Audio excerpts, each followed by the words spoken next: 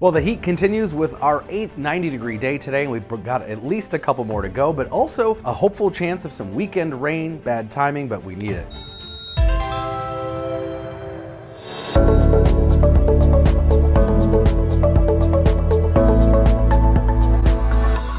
So expecting unhealthy air quality again to develop around the Twin Cities area, also central Minnesota as we head through the rest of the afternoon, evening hours.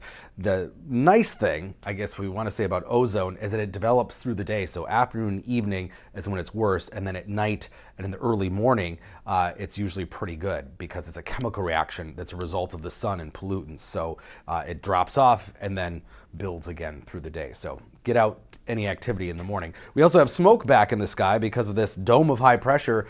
Air flows clockwise around high pressure areas, and so the smoke from eastern Canada is back in the sky, but not affecting the air quality. This is solely an ozone issue today and tomorrow still, and ozone is bad stuff. It's odorless, it's invisible, so you don't necessarily know you're breathing it in, but it is toxic at the surface. So be aware of that and limit that afternoon exposure. We do have a broad area of low pressure. This will eventually change our fortunes as far as ozone goes too, and bring us some rain. Right now it's kind of stalled because of that big high pressure dome sitting over us, but all of it will slowly start to inch eastward.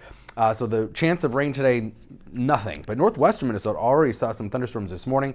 The chance increases a little further east Thursday, Friday, and then eventually Saturday, we have a statewide chance. In the Twin Cities, I think the best chance will be in the evening and overnight hours. So through Friday, mostly northern and western Minnesota, and then as we head into Saturday, here's 10 p.m., better chance of statewide, some scattered showers and thunderstorms, and then lingering activity into Sunday and even Monday. Now, I think Friday will be dry, but I am going to show you one of the more aggressive models for Friday that does produce some showers and thunderstorms a little bit further east. So it is possible we could see some evening thunder even in the Twin Cities Friday. We've got enough juice. According to the NAM model, the instability moves enough eastward, but the shear to organize storms stays to the west and north. So we're not probably looking at a severe threat, but potentially maybe we could get enough instability if that system progresses enough to see some evening thunderstorms Friday. But again, the better chance does look to be late Saturday. Then things start to change. The jet stream actually will be pointing at us for a change. And whenever you have upper level winds, you get some shear combined with some instability. Now we're seeing a drought, not just of rain, but severe weather. This should be the peak of severe weather season, but it looks as though we'll see some instability here move across Minnesota Saturday into Saturday night, and combined with some shear could organize some storms. So we do have a severe risk. Now this isn't looking real great. It doesn't all come together. It's not all the perfect kinds of shear, but we might actually see some severe weather where you'd expect it this time of year. Southern Minnesota, Iowa, eastern Nebraska, and importantly, this system does still look to produce some rainfall. Best chance of significant stuff, 1 to 3 inches maybe, northwestern Minnesota into North Dakota.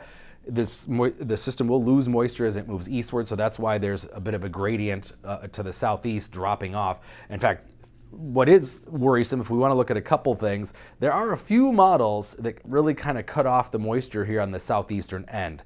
So it's not a slam dunk that we're going to get a lot of rain, but it's entirely possible that even the Twin Cities could get an inch or so of rain, but probably equally as possible that we get lighter amounts too.